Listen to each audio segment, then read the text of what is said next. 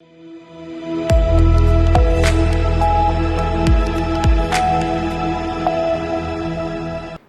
मैं आस्था पांडे और आप देख रहे हैं सी न्यूज भारत और रुक करेंगे न्यूज बुलेटिन की ओर।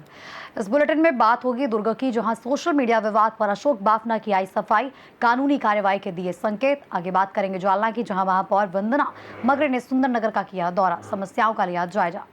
फिलहाल ऐसी तमाम खबरों पर विस्तार से करेंगे चर्चा। खबर दुर्ग से है, जहां जिले के अहिवारा क्षेत्र में सोशल मीडिया पर वायरल गाली गलौज और मारपीट से जुड़े विवाद ने नया मोड़ ले लिया है। मामले में अहिवारा नगर परिषद के उपाध्यक्ष अशोक बाफना ने सामने आकर अपनी सफाई दी है और कानूनी कार्रवाई के संकेत दिए हैं।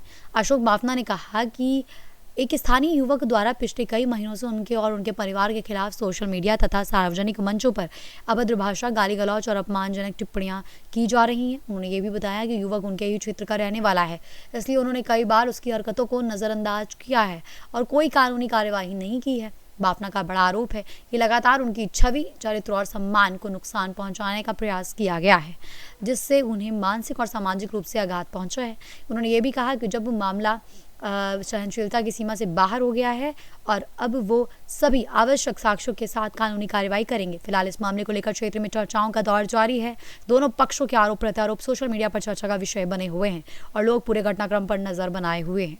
नगर पालिका में विगत 25 वर्षों से पार्षद के रूप में, एक जनसेवक के रूप में वहाँ पे मैं कार्य कर रहा हूँ और मेरा जो व्यक्तिगत जो संबंध है और मेरे परिवार का, वो नगर में एक परिवार के, एक भाई, एक बेटा और एक परिवार से के जैसा मेरा रिश्ता है हर घर से।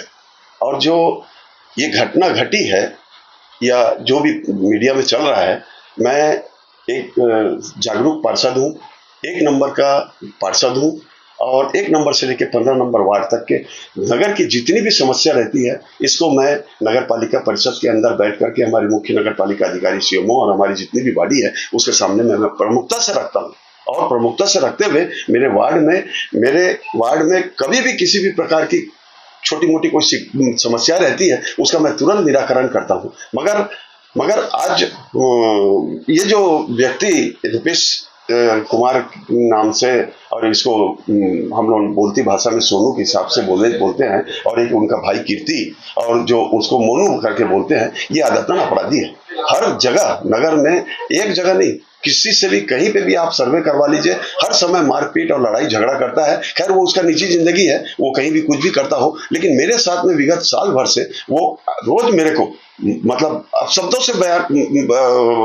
बोल करके मेरे को टॉर्चर करता है मानसिक रूप से। और यहाँ तक कि मोबाइल में भी मेरे को व्हाट्सएप में गाली गलौज लिख करके भी भेजा है और मेरे को आधी रात को, चाहे रात को 10 बजे हो, 12 बजे हो, 11 बजे हो, मेरे को मोबाइल करेगा कि पानी की समस्या है, जबकि उसके घर के बगल में मैं पानी टंकी लगा करके रखा हूँ और समस्या होगी भी, मैं मानता हूँ। जो व्यक्ति हमारे बारे में बोल रहा है वो पूरा का पूरा झूठ और किसी दुर्भावनावश वो हमारे खिलाफ वहां पे टारगेट कर रहा है, मेरे भाई को टारगेट कर रहा है, जबकि वो उनका कोई लेना देना ही नहीं। जनता में आक्रोश है, उसके प्रति आक्रोश है, मगर यही है कि कोई फ्रंट में नहीं आना चाहता। छोटी जगह है, क्योंकि हमारा नगर जो है वो मिनी हिंदुस्तान है। यहाँ सिख है, जैन है, बौद्ध है, हिंदू है, मुस्लिम है, सभी है और सब भाईचारे से रहते हैं। कुछ ऐसे पूर्वाग्रह से ग्रसित लोग जो होते हैं, जो समाज को तोड़ने के लिए या विद्रोह फैलाने के लिए इस तरह की मानसिकता रचते हैं। मारपीट जो हुआ उसके बारे में, मारपीट में भी कोई मारपीट नहीं हुई है, सामान्य सी घटना हुई है। अगर कि कोई व्यक्ति, अगर कि जैसे अभी हमारे सामने में प्रेस मीडिया से जुड़े हुए, अगर कि आपके परिवार को, अगर कि कोई आपके बच्चे के सामने में अगर कोई आपको अपशब्द बोलेगा, तो वहां पे बच्चा क्या सुनेगा? थोड़ी 2 शब्द बोल देगा या हो सकता है एक आध झक्का मुक्की हो जाएगी। वही स्थिति हुई थी और कुछ भी नहीं हुआ। उसके बाद भी एफआईआर भी उसने की है, हमने बिल्कुल उसमें भी इंटरफेयर नहीं किया। स्वतंत्र हो, आप एफआईआर कीजिए। मुलाजा भी हुआ, डॉक्टरी मुलाजा, सब कुछ हुआ है। वो प्रेरित होकर के, दुर्भावना से प्रेरित होकर के मेरे खिलाफ तो बोल ही रहा है, प्लस मेरे जो परिवार के जो गार्जियन है उनके खिलाफ बोल रहा है, जबकि उनसे कोई लेना ना देना, इस विषय से कोई मतलब नहीं है। और इनके ये 50 शिकायत है इसकी। मेरे को रोज रात को 10 बजे 11 बजे मोबाइल में मेरे को गालियां तक के लिख करके भेजते हैं ये। फिर भी मैं शांत रहता हूं, क्योंकि एक हम सामान्य मतलब उस नेचर के हम व्यक्ति नहीं है कि किसी से लड़ाई करें, झगड़ा करें, हमारे पैसे में नहीं है। हम फिर भी शांत होकर के बैठ गए। लेकिन आप पहली बार ये मीडिया के सामने मैं आया हूं, जब आप आए हैं तो, नहीं तो हम अभी तक के किसी के पास में गए भी नहीं। आगे आगे अब जो स्थिति इसने निर्मित की है, हमारी मतलब मान सम्मान को जो ठेस पहुंचाया, झूठा प्रकरण जो जाकर के मीडिया या उच्च अधिकारियों के सामने में जो बोल रहा है, इसकी पूरी पटाक्षेप हम करवाएंगे। हमारे पास में सारी एविडेंस है कि कब हमको गाली बका, कब हमारे से रात को फोन किया, किस बिजली विभाग में जाकर के वहां पे जई के सामने में मेरे को माँ बहन की गाली बका, 25-50 व्यक्ति के सामने में मोबाइल चालू करके शूटिंग कर रहा था, मेरे को उकसा रहा था कि मैं कुछ बोलूं ताकि मैं रिकॉर्ड करके इसको ब्लैकमेल करूं। उस मानसिकता से वो वहां पे मेरे साथ में व्यवहार कर रहा था। इसके गवाह वो निर्णय लेगी। आपने कहा कि हम किसे बताएं, तो आप अभी तक बताया नहीं, इस वजह से ये हो रहा है।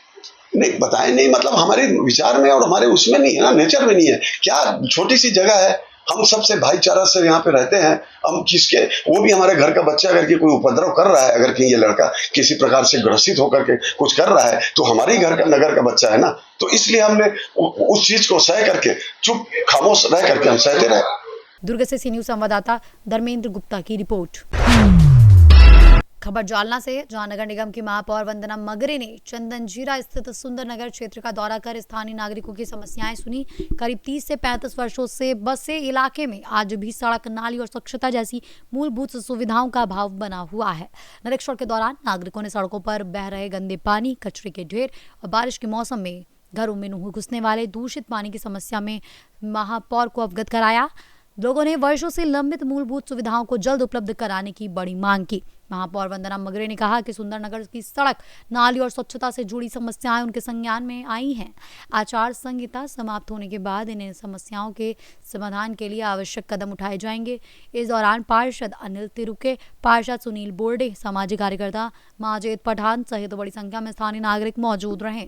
आपण सुंदरनगर या भागामध्ये आता भेट दिलेली आहे, नागरिकांच्या समस्या जाणून घेतलेल्या आहे, काय समस्या त्यांच्या आहेत आणि काय आपल्यापर्यंत त्यांनी मांडलेल्या आहे। आज सुंदरनगर इथं मी स्वतः पावसाळ्यापूर्वी जी नाले सफाई होती नाही होते ती बघण्यासाठी आले असताना भरपूर अशा समस्या जाणवल्या की जास्तीत जास्त या भागामध्ये रस्ते नाहीत, रोड नाही, रोड जे आहेत जे फक्त मेन रोड झालेले आहेत, आतील कुठेही रोड झालेले नाही, नाल्या नाहीत, अशा नागरिकांच्या अनेक समस्या आहेत की जे मी जवळून बघितल्यात।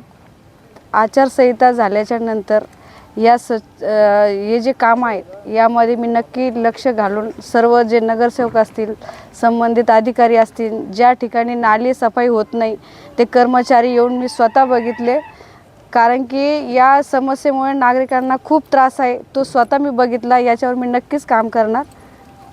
महानगरपालिकेचे कर्मचाऱ्यांचे सुद्धा अपुरं मनुष्यबळ आहे असंही लक्षात येते। त्यावर आता अपुरं जे मनुष्यबळ आहे यावरही मी विचार करून इथं नक्कीच मनुष्यबळ पुरवेल। जालना से सी न्यूज संवाददाता शबीर पठान की रिपोर्ट। खबर नुआव से है, जहां कैमूर जिले के नुआव प्रखंड में आत्मा परियोजना के तत्वाधान में कृषि जन कल्याण किसान चौपाल सह खेतों बचाओ अभियान 2026 कार्यक्रम का आयोजन महारथा और पंजराव गांव में किया गया।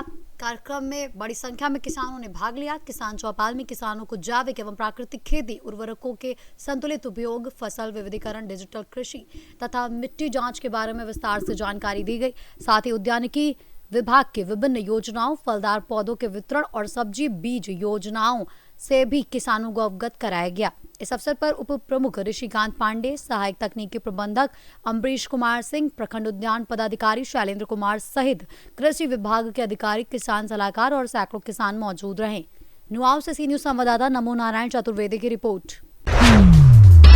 खबर पीलीभीत से है, जहां पूरनपुर क्षेत्र में आयोजित सरकार आपके द्वार कार्यक्रम में सांसद एवं केंद्रीय राज्य मंत्री नितिन प्रसाद शामिल हुए। इस दौरान उन्होंने जनता की समस्याएं सुनी, गोमती पुनरुद्धार अभियान में श्रमदान भी किया और किसानों को कृषि यंत्र वितरित किए। केंद्रीय वाणिज्य, उद्योग एवं सूचना प्रौद्योगिकी राज्य मंत्री जितेंद्र प्रसाद ने ग्राम पंचायत पिपरिया मजरा स्थित गोमती नदी के बंजार घाट पर पूजा अर्चना के साथ गोमती पुनरुद्धार कार्यक्रम का शुभारंभ किया। उन्होंने फावड़ा चलाकर श्रमदान भी किया और नदी संरक्षण का संदेश भी दिया। इसके बाद राज्य मंत्री ने तहसील पूरनपुर परिसर में स्थापित नारी शक्ति मॉडल प्रेरणा कैंटीन का फीता काटकर उद्घाटन किया। उन्होंने कैंटीन में तैयार व्यंजनों का स्वाद लिया और महिलाओं के प्रयासों की सराहना की। कार्यक्रम में पुलिस अधीक्षक सुकृति माधव मिश्रा, मुख्य विकास अधिकारी सतीश प्रसाद मिश्रा सहित प्रशासनिक अधिकारी, जनप्रतिनिधि और बड़ी संख्या में ग्रामीण मौजूद रहे। पीलीभीत से सीनू संवाददाता हैदर खान की रिपोर्ट। खबर श्योपुर से है, जहां पद्मश्री सम्मानित संस्कृत विद्वान एवं पूर्व आईपीएस अधिकारी और समाजसेवी आचार्य किशोर कुणाल की जयंती के अवसर पर शिवहर के ऐतिहासिक बाबा भुवनेश्वर नाथ मंदिर परिसर में श्रद्धांजलि कार्यक्रम आयोजित किया गया। इस दौरान मंदिर न्याय समिति एवं महंत परिवार के सदस्यों ने उनके चित्र पर पुष्प अर्पित कर उन्हें याद किया।